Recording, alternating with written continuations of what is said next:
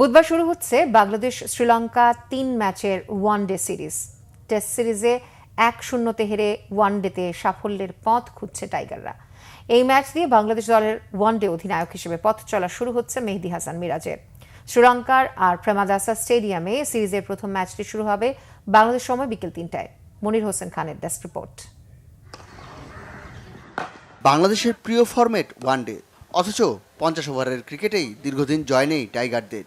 ফেব্রুয়ারিতে চ্যাম্পিয়ন্স ট্রফিতে হয়েছে ভরাডুবি। তার আগে ওয়েস্ট ইন্ডিজ সিরিজে হোয়াইট ওয়াশ ও আফগানিস্তানের কাছে হেরেছে ২-১। ২০২৪ মার্চে চট্টগ্রামে সিরিজ জয়ের স্বাদ পেয়েছিল শ্রীলঙ্কার বিপক্ষে। ব্যর্থতার চক্র পূরণ করে আবারও শ্রীলঙ্কার মুখোমুখি বাংলাদেশ। পারফরমেন্সে পরিবর্তন না এলেও বদলে গেছে জাতীয় দলের অনেক পরিচিত মুখ। সাকিব, তামিম, মুশফিক মাহমুদুল্লাহদের যুগ শেষ। এবার নতুন অধিনায়ক, নতুন আশা। মেহেদী মিরাজের টিম ম্যানেজমেন্টে ভরসা। ফিরেছেন তাসকিন মুস্তাফিজ। টেস্টের ব্যর্থতার পর ব্যাটিং লাইন আপ ঠিক করতে গলদঘর্ম টিম ম্যানেজমেন্ট। শ্রীলঙ্কার আবার উল্টো চিত্র। ঘরের মাঠে খেলা ওয়ানডেতে তারা মাঠে নামছে টেস্ট সিরিজের সুখস্মৃতি নিয়ে। অনেকটাই ফুরফুরে মেজাজে লঙ্কান ক্যাপ্টেন। দুই দলের হেড টু হেডে যোজন যোজন এগিয়ে লঙ্কানরা।